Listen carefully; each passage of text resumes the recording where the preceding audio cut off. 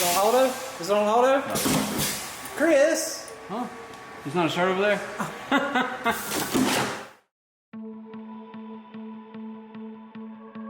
I started Potter Photography and Design in 2007. I was 25 years old. I had been doing photography for a few years, and I finally decided that's what I wanted to do for my career. And Potter Photography and Design was launched in June of 2007, so we just celebrated our 12th anniversary, yeah, just 6 days ago.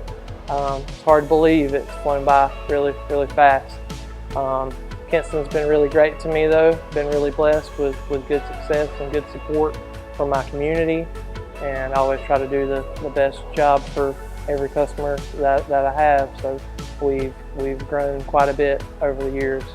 So I started developing websites really about 26 years ago when my dad came home and wanted to start an ISP and brought me a book, HTML for Dummies.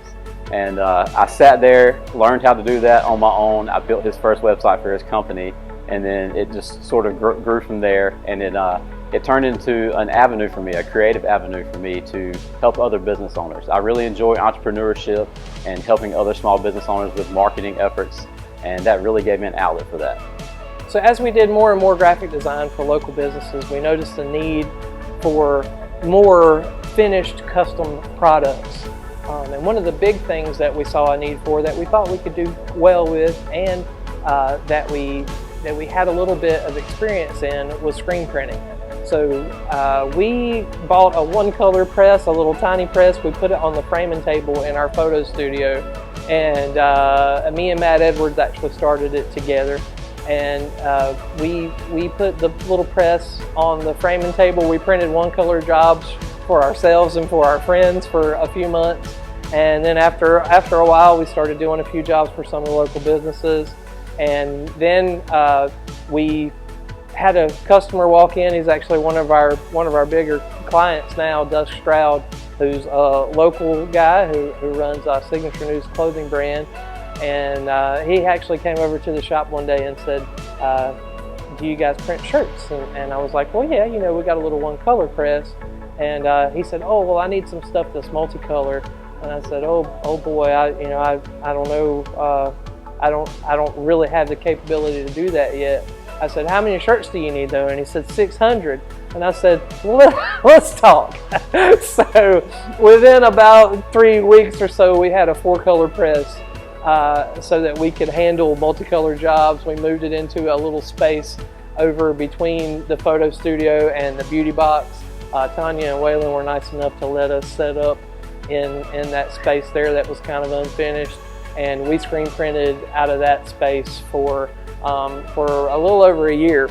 Then we wound up moving over into the Art 105 building. We had kind of outgrown that space. We needed something that was heated and cooled, so we rented a space over in the Art 105 building on Blunt Street, and we just slowly grew that business. It kind of filled in the gaps when we weren't busy with photography jobs. It was a pretty good fit because it seemed like photography slowed down in the summertime and screen printing kind of sped up in the summertime. So it was a really good transition there just for us to kind of keep busy, you know. Having our space that we rented at the Art 105 building eventually turned into us getting the opportunity to purchase this building.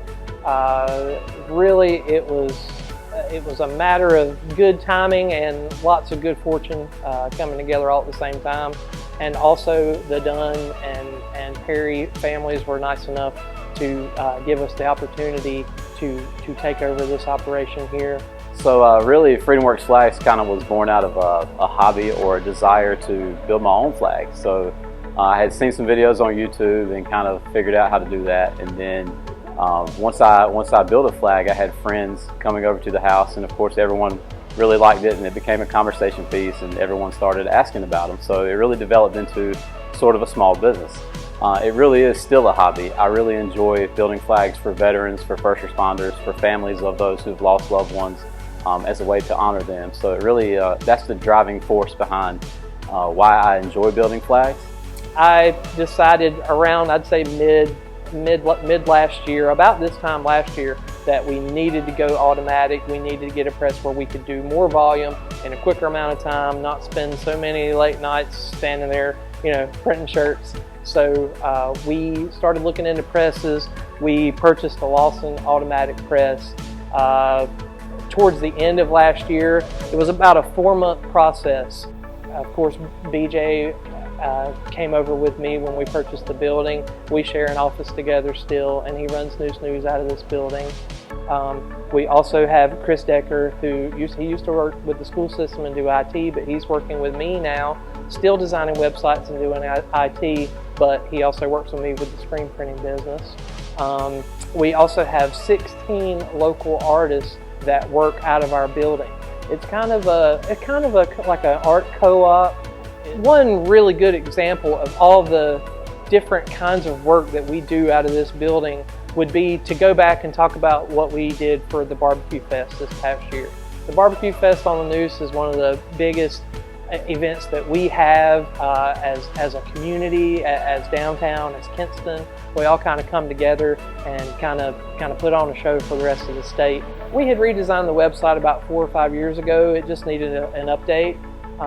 And now Magic Mile Media has continued to actually maintain that website and improve upon it, and to try to evolve as the festival itself evolves. So we do run and kind of maintain that website. BJ set up a new texting system over the last couple of years where people can actually get updates on their phone. They can subscribe to the instant updates on their phone. Some of the things that my businesses did for the festival would include the new logo this year, of course, which I think turned out just great. It represented the festival really well, I think. We just kind of gave it a facelift, basically. And we did all of the banner design and actually got all of the banners printed. We designed new street pole banners with the new logo, and we put the categories of the different things that were happening in those areas, and we created kind of a system there for the city to be able to put those out in the correct areas, and be able to tell people what was going on at the festival on those particular streets. So that was kind of cool.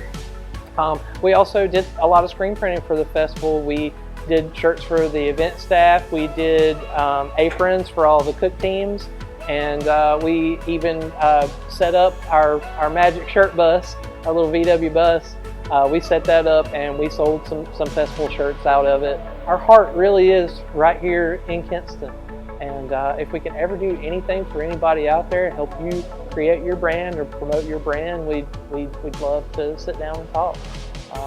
Our heart is here, our pocketbooks are here, and all of our investments are literally right here now. So we're in it for the long haul, in it for the long game, and yeah, we're just really excited about what the future holds. I really enjoy working at R105. We have such a wonderful collection of creative people here, small business owners, entrepreneurs, creatives, artists, and we all just work really well together. And I think our desire here, our mission, the underlying mission of everything we do comes back to letting people know how wonderful our community is. I think there's a lot of negative connotations about Lenoir County or Kinston.